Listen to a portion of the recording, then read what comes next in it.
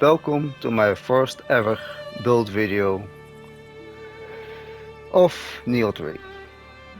So in this video I will pretty much show you the build that I am running, but it was so good and I had so much fun with it that I just had to show you guys, and that is exactly what I'm gonna do. So this build will primarily focus on the samurai and the fist weapons. Although you can indeed pretty much throw the ninja in there for a few things, that is perfectly possible. But I will mainly focus on the samurai for this one. So, first things first, our stats are pretty much like stamina, skill and magic. The reason why my magic is so high, even though my fist don't scale with it, is just for the magic slots that you get from it. So, without further ado, I will jump into Guardian Spirit and Soul Curse. So, for Guardian Spirit, you want to have the Congo one that will give you the increased damage dealt when you deflect, and also the damage taken while attacking that goes down. So basically, so long you're attacking, you will take less damage. Then, Soul Course. From Soul Course, it's pretty simple. You wanna have the Demon of Pride Soul Core. If you don't know how to get the Soul Core, there is a video on the channel that will explain you how to get it. I will quickly go over it, but more details in the other video. Then, just for good luck, I have the Luckbringer's Talisman, 2 of my drops. I have the Slot Talisman from the Daidara, the Water Familiar Talisman, the Wind Familiar Talisman, and the Lightning Talisman. And on top of that, I also have a Fire Talisman, so I basically have all my elements covered. So, for the rest, how does this pretty much work? I will first of all get into the water balls, the electricity balls and the wind balls. So they basically circle around you, and when you do a heavy attack, you will launch them away. Even though they do that, that is not how you want to use this. The water balls will like increase the damage that your enemy takes when it's fully built up. The wind balls will increase the key damage that they take when it's fully built up, and electricity will basically slow them down.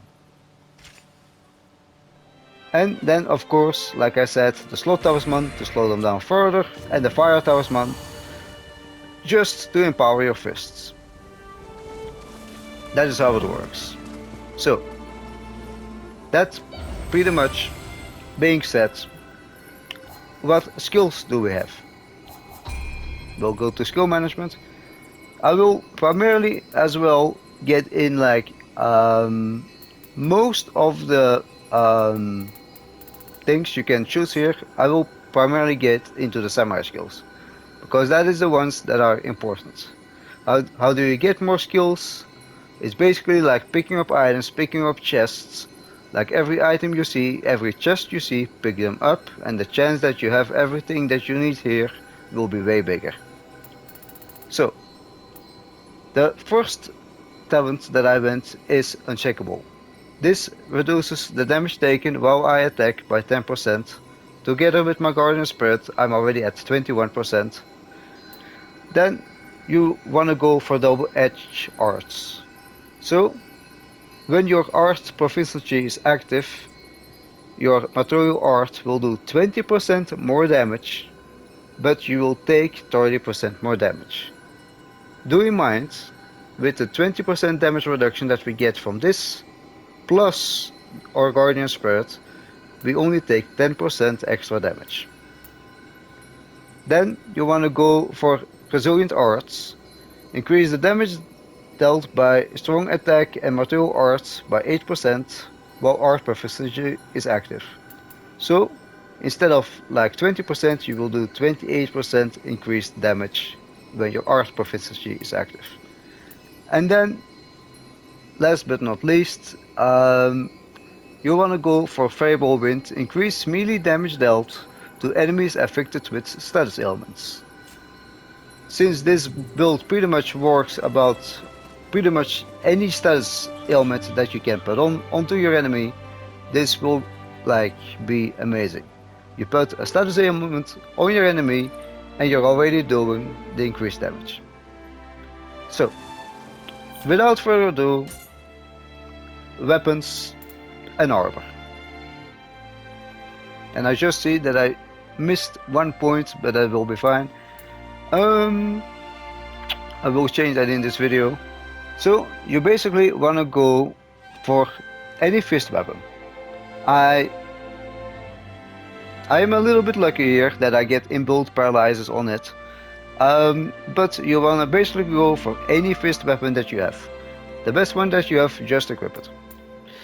Then you want to go for the Brave Demon Hunter set. Or as well called the Fist of the Four Guardians. So basically what this does is it will give you increased life, it will give you more material art damage by 13%, it will give you enchanted attack and defense when you use fists, it will give you key recovery speed, material art key consumption, and if you can totally max it out, it will even give you an attack bonus based on your strength. I only have 5 pieces of this, so I only go until the key recovery speed. But actually that's more than enough. Like, if you have the rest, nice. If you don't have the rest, like I do, no worries. I will quickly respec myself. I just seen that with my respec I had a little miss here, but they'll all be fine. That and that on 25. That on 10. This. And that can be on 9. Will be 10 soon. So you will see now with our stats on the right way, we're actually able to have this set active. Of course, this is not a late game build, so the stat bonuses you get are a little bit random. I actually got a few nice ones, like for example the one on my fist where I get auto life recovery when I am absorbing Amrita. That is actually really nice. But like I said, they're very random. I just got a little bit lucky. So I will quickly jump into a mission and I will show you how this build works and why you want to use it.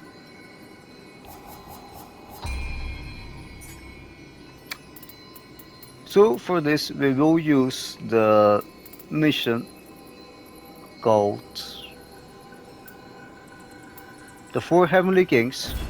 It's basically like 5 boss fights you have to do. Like I said, this is not to like beat them all, this is just to showcase you what this build is capable of. So, before we get into it, I want to get over skills and what you need to have on them. So, here we basically have a few skills here and there. And you will need to like clear a few missions as well, especially for this one, because this is what you kind of want to have.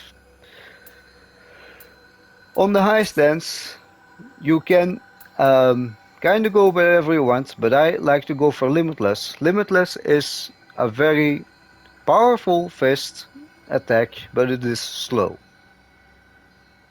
It's just a nice bonus, but I do not recommend it for certain boss fights. Then there are pretty much two things you want to have. That is Beyond Infinity in the high stance. This will most of the times be your main damage dealer. This skill is incredibly long, has incredible high commitment, but does an immense amount of ki and, thanks to the build, also life damage. And then in the mid stance, you basically wanna have one thing, and that is the Reckless Charge. This way you can push your enemies around, especially the smaller ones. The bigger ones are sometimes a little harder, but that's not an issue. And that is basically what you want to do. For example, in this boss fight, what I want to do is I want to open with a slot talisman to slow him down, then an electricity talisman to even further slow him down, or a wind talisman to increase the ki damage he takes. And with my reckless charge, I can basically push him to the wall. And actually, summoning this guy was not meant to be, but it is what it is. So, how do you want to start a fight? Pretty much is like by putting fire on your weapon. Then you want to slow down the boss. And I'm gonna like put electricity here. And you basically want to push him to wherever you want. I want him against the wall, so that is fine. And now I can basically just knock him down. You see, I have my art proficiency active, and now I can just there.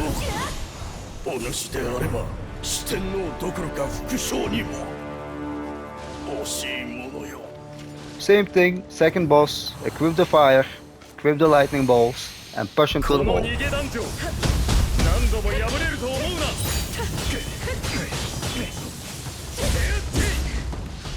If he's resistant, that is not an issue. The moment his ki is down, you can switch to high stance. Let your ki recover a little bit, and then just keep going. Because remember, when art proficiency is active, your ki is not drained. Now I want to go for the wind. And I'm going to activate a slot talisman to slow him down.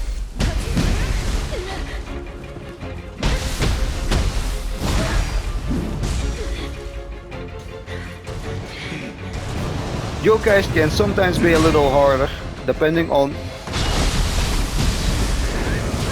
who they are, but even here it should be fine. Now I want to switch to lightning balls to get confusing on him, and while he's slowed down by the electricity as well, because so long that the balls are hitting him, he will be slowed down. And we want to keep going. You see, he's basically slowed down. You will occasionally take a hit, but that is all fine. We wanna keep going, and there we go. Same thing, we wanna equip fire. Now we're gonna use a slot talisman and electricity, because this boss is very mobile. So I use that to slow him down, and now electricity as well to slow him even further down. If you have a hard time sticking with him with your heavy skill, you can basically just switch to your mid stance, so you're a little bit more mobile.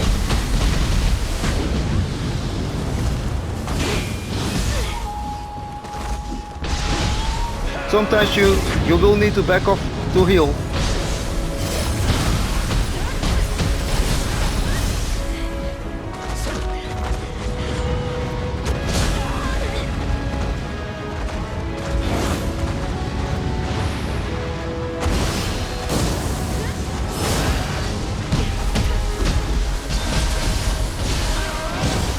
So here I have a little bit the problem that I'm out of spells, like I said.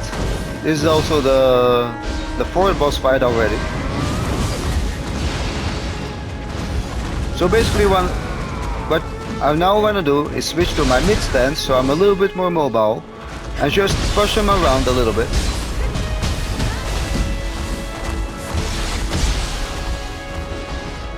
If for any reason, you can also switch to your ninja, and we're gonna use some fire shurikens on him as well. There we go. And some poison ones.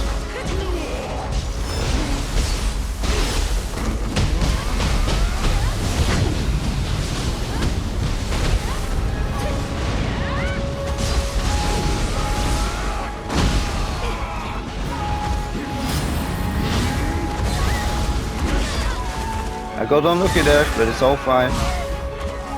It's not an issue. But he got me there. But anyway, like I said, it's not the point to like beat them all. But I hope that you did see what this build is capable of. I hope you will give it a try. This is just a very hard mission, obviously, with the 5 bosses after each other. But like in most scenarios, like let's say that we let me quickly just show this before we wrap up in a normal thing as well.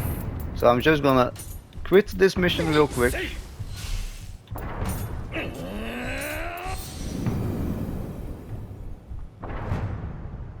And I will show you in the very first part of the second part of the game. So if you don't want any spoilers, you can just leave the video right now.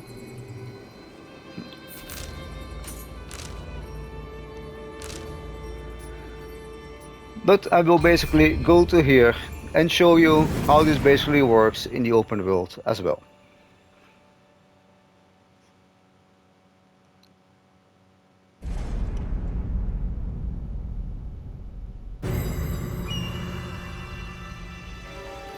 So here we're in the open world,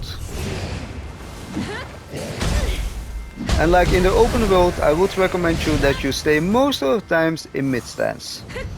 You see, here I have the healing as well. Every time I absorb Amrita, I get like a heal over time effect. I got a little bit lucky with my stats, I'm not gonna lie, but still.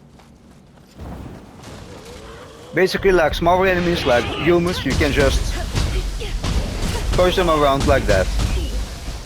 And that is not the only thing you can do, because after a reckless charge, you can follow up with heavy attacks like this.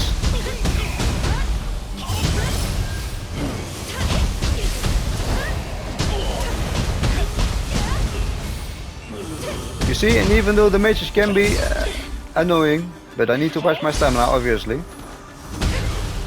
You see that you just push them around like they're nothing. Here as well. Push, heavy attack. There we go. If you face a harder enemy, use a slot talisman, slow them down. And just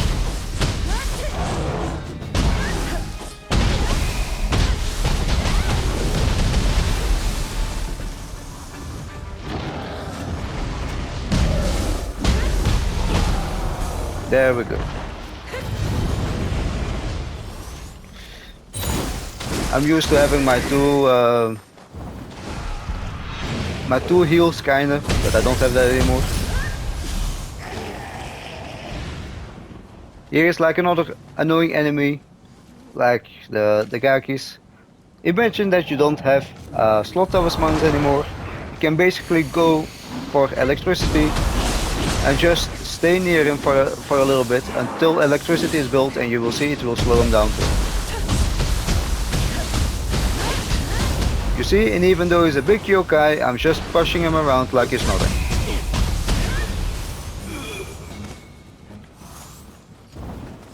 I don't know if there are any enemies left here, but like, kinda proves the point that like, pretty much you can push your enemies around like they're nothing. So, like I said, the the statuses that you get on this, it's a little bit getting lucky, obviously. Like I got actually very lucky with the fist. They have the auto life recovery, they have the paralyzers as well. They have like spirit force as well, thrust damage. But even though if you're not as lucky, like let's say you didn't get the healing over time, you didn't get the paralyzers, like pretty much all the rest you can get from soul cores, from bosses. Like I said, if you didn't know how to get the Demon of Pride that I'm pretty much using here, just go by the other video. And without further ado, I will see you in the next video.